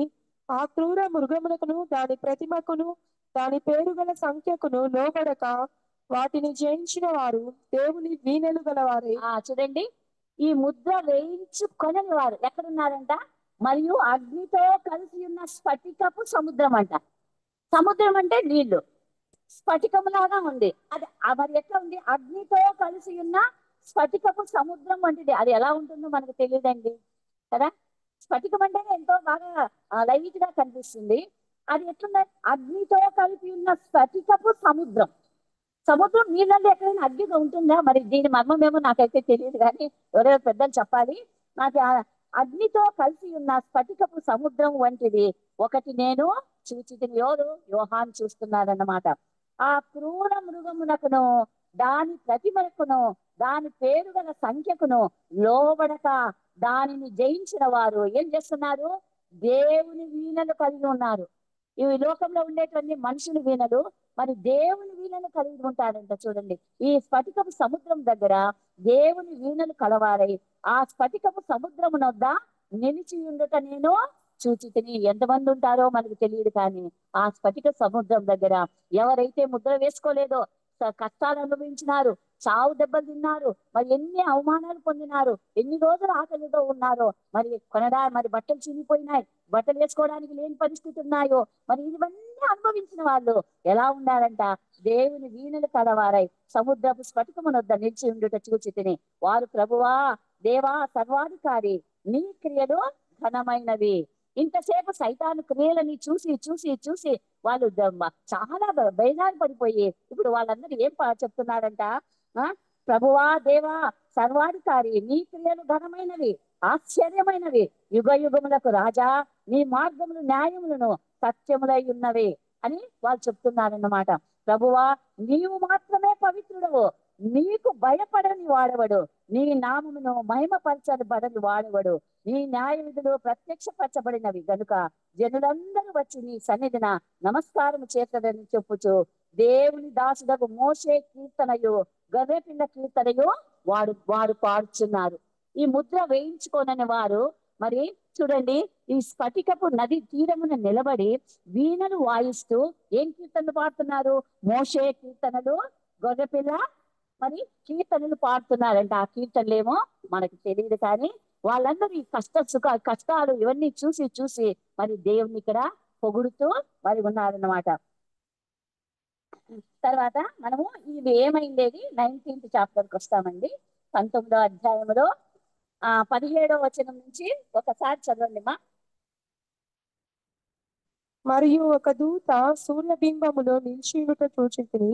అతడు గొప్ప శబ్దముతో ఆర్భటించి, రండి, రాజుల మాంసమును, సహస్రాధిపతుల మాంసమును, బలిష్ఠుల మాంసమును, గుర్రముల మాంసమును, వాటి మీద కూర్చుండి వారి మాంసమును, స్వతంత్రులదేమి, దాసులదేమి, కొద్దివారిదేమి, గొప్పవారిదేమి, అందరి యొక్క మాంసమును తినుటకై దేవుని గొప్ప విందుకు కూడి రండని ఆకాశ మధ్యమందు ఎగురుచున్న సమస్త పక్షులను పిలిచెను. చూడండి, ఒక దూత సూర్య బింబముతో నిలిచి ఉండుట అంటే సూర్యుడినే ధరించిన ఒక దేవదూత మరి నిలబడి ఉండుట ఎవరు చూశారు? యోహాను చూశారు. అతడు గొప్ప శబ్దంతో ఆర్భటించి, రండి, రాజుల మాంసము, సహస్రాధిపతుల మాంసమును, బలిష్ఠుల మాంసమును, గుర్రముల మాంసమును, వాటి మీద కూర్చుండు వారి మాంసమును, స్వతంత్రులేమి, దాసులేమి, కొద్దివారేమి, గొప్పవారేమి, అందరి యొక్క మాంసం తింటకై దేవుని గొప్ప విందుకు కూడి రండని ఆకాశం మధ్యనున్న ఎగురుచున్న సమస్త పక్షులను పిలుస్తున్నాడంట ఈ దేవదూత. ఇప్పుడు యుద్ధం జరుగుతుందన్నమాట. ఎవరికి? ఈ అంత్యక్రీస్తు, తర్వాత ఈ అబద్ధ ప్రవక్త, మరి ఇక్కడ గొర్రెపిల్ల, యేసు ప్రభు యుద్ధం జరుగుతుంది. యుద్ధం జరుగుతున్నప్పుడు మరి జరగబోయే ముందు ఈ దేవదూత చెప్తున్నాడు. ఏం చెప్తున్నాడు? ఇప్పుడు యుద్ధం జరుగుతుంది కాబట్టి రండి, ఆకాశ పక్షులారా అందరూ రండి. ఇప్పుడు మీరు మాంసం తిందురు, గొర్రెల మాంసము, అది గుర్రముల మాంసము, తర్వాత మనుషుల మాంసము. పక్షులకు మనుషుల మాంసం యాడ్ దొరుకుతుందండి? జంతువుల మాంసం దొరుకుతుంది, కానీ మనుషుల మాంసం దొరుకుతుందా? మరి రండి, గొప్ప విందు చేస్తుందనేసి ఆ దేవదూత మరి ఆకాశంలో మరి సూర్యుని ధరించుకొని పిలుస్తుందంట. పిలిచినప్పుడు చదవండి మా నెక్స్ట్. మరియు ఆ గుర్రము మీద కూర్చున్న వానితోనూ ఆయన సేనతోనూ యుద్ధము చేయుటకై ఆ క్రూర మృగమును, భూరాజులను, వారి సేనలను కూడి ఉండగా చూచితిని. మరి ఇప్పుడు యుద్ధం జరుగుతోంది. మరి ఆ గుర్రముల మీద కూర్చున్న వారితోనూ ఆయన సేనతోనూ యుద్ధము చేయుటకై ఆ క్రూర మృగమును, భూరాజులు, వారి సేనలు కూడి ఉండగా చూచితిని. అప్పుడు ఆ మృగమును దాని ఎదుట సూచక క్రియలు చేసి దాని ముద్రను వేయించుకున్న వారిని ఆ మృగపు ప్రతిమకు నమస్కరించిన వారిని మోసపరిచిన అబద్ధ ప్రవక్తయు పట్టుబడి వారిద్దరూ గంధకములో మండుచుండు అగ్నిగుండములో ప్రాణముతోనే వేయబడుదురు. మరి ఇప్పుడు ఏమైపోయినాడు? అంత్యక్రీస్తు 42 నెలలు అయిపోయినాయి. ఈ 42 నెలలు అయిన తర్వాత యుద్ధానికి వచ్చినాడు, యుద్ధం చేసినాడు, యుద్ధంలో ఓడిపోయినారు. మరి ఈ అంత్యక్రీస్తును అబద్ధ ప్రవక్తను ఏం చేశాడంటమ్మా? చదవండి 20వ వచనము. అప్పుడు ఆ మృగమును దాని ఎదుట సూచక క్రియలు చేసి దాని ముద్రను వేయించుకొనిన వారిని, ఆ మృగపు ప్రతిమకు నమస్కరించిన వారిని మోసపరిచిన ఆ అబద్ధ ప్రవక్తయు పట్టబడి వారిద్దరు గంధకముతో మండు అగ్నిగుండంలో ప్రాణముతోనే వేయబడినారు. మరి ఎవరు వీళ్ళు? మనుషులే. మరి వీళ్ళను అగ్ని గుండంలో ప్రాణంతోనే ప్రాణంతోనే వేయబడి కడమవారు గుర్రం మీద కూర్చున్న వారి నోట నుండి వచ్చిన ఖడ్గము చేత. మరి ఇక్కడ గుర్రం మీద కూర్చున్నారంటే అమ్మా ఈ 19వ అధ్యాయంలో 11వ వచనం నుంచి చదవండి. ఆ గుర్రం మీద ఎవరు కూర్చున్నారు, ఎవరు యుద్ధానికి వచ్చిండేది ఒకసారి మనం. మరియు పరలోకము తెరవబడి చూసితిని. అప్పుడు ఇదిగో తెల్లని గుర్రం ఒకటి కనబడెను. దాని మీద కూర్చి ఉన్నవాడు నమ్మకమైన వాడును సత్యవంతుడును అను నామం గలవాడు. ఆయన నీతిని బట్టి విమర్శ చేయొచ్చు యుద్ధము జరిగించుచున్నాడు. ఆయన నేత్రములు అగ్ని జ్వాల వంటివి. ఆయన శిరస్సు అందరికి అర్థమవుతుంది కదా ఇది ఎవరు? వస్తున్నాడనమాట. వ్రాయబడిన ఒక నామం ఆయనకు కలదు, అది ఆయనకే గాని మరి ఎవరికి తెలియదు. రక్తములో ముంచబడిన వస్త్రము ఆయన ధరించుకొని ఉండెను. మరియు దేవుని వాక్యము అను నామము ఆయనకు పెట్టబడి ఉన్నది. పరలోకమందున్న సేనలు శుభ్రమైన తెల్లని నారబట్టలు ధరించుకొని తెల్లని గుర్రములెక్కి ఆయనను వెంబడించుచుండెను. జనములను కొట్టుటకై ఆయన నోట నుండి వాడిగల ఖడ్గము బయలు వెడలుచున్నది. ఆయన ఇనుప దండముతో వారిని ఏలును. ఆయనే సర్వాధికారియకు దేవుని తీక్షమైన ఉగ్రత అను మద్యపు తొట్టి త్రొక్కును. రాజులకు రాజును ప్రభువులకు ప్రభువును అను నామము ఆయన వస్త్రము మీదను తొడ మీదను వ్రాయబడి ఉన్నది. మరి రాజులకు రాజు, ప్రభువులకు ప్రభు. మరి వీళ్ళిద్దరిని తీసుకుపోయి అగ్నిగుండంలో వేసి ఆయన నోటి నుంచి ఖడ్గం, ఆ ఖడ్గం చేత కలుగును రాగా అంటే సూర్యుడు, చంద్రుడు, ఆకాశం, భూమి కలిగినట్లే మరి ఇంతమందిని దేవుడు ఒక మాట సెలవిస్తేనే కాళ్ళు, చేతులు, తలకాయలు ఎక్కడక్కడ మరి ముక్కలు అయిపోయినాయి. అప్పుడు ఆకాశ పక్షులు వచ్చి కడుపారా తిన్నాయి, విందు చేసుకున్నాయి అన్నమాట. ఇటువంటి స్థితి ఎవరికి వచ్చింది? 666 ముద్ర వేసుకొని మరి ఎవరైతే ఈ ప్రభువుతో యుద్ధం చేయడానికి వచ్చినారో వాళ్ళ స్థితి ఈ విధంగా అయింది. 666 ముద్ర వేసుకున్న వాళ్ళ స్థితి ఇట్లా అయింది. వాళ్ళని మోసగించిన ఈ ఇద్దరు అంత్యక్రీస్తు అబద్ధ ప్రవక్త ఇద్దరు అగ్నిగుండంలో వేయబడినారు. మరి ఈ విధంగా మరి రాబోయే దినాలు ఎంత భయంకరంగా ఉంటాయో మనకు తెలియదండి. కాబట్టి మన విశ్వాసాన్ని మనం కాపాడుకుంటూ ప్రకటన గ్రంథం ఎక్కువగా చదవండి. జరగబోయేటివి మరి ఇంకా చెప్పాను కదా, ప్రకటన గ్రంథం చదవాలంటే ఇవన్నీ చదివి ఒక్కొక్క అధ్యాయం ఎన్నిసార్లు చదివితేనో అర్థం అవుతుంది. అంత తొందరగా అర్థం కాదు. కాబట్టి మరి ఒక్కొక్క అధ్యాయం 10 సార్లు, 15 సార్లు, 17, 18 అధ్యాయాలు అయితే ఎన్నిసార్లు చదివినానో అది ఇంతవరకు నాకు ఇంకా సరిగిన అర్థం కాలేదు. మరి కాబట్టి నాకు తెలిసిన కొంచెం జ్ఞానమే. కాబట్టి మీరు కూడా మరి బాగా అర్థం చేసుకోవాలని ఆశిస్తున్నాను. రాబోయే దినాలు ఎట్లా ఉంటాయో మనకు తెలియదు. మన విశ్వాసాన్ని మనం కాపాడుకోవాలి. దేవునికి స్తోత్రం.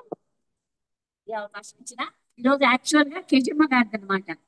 మరి వాళ్ళ కుమారుడు వాళ్ళందరూ వచ్చినారు.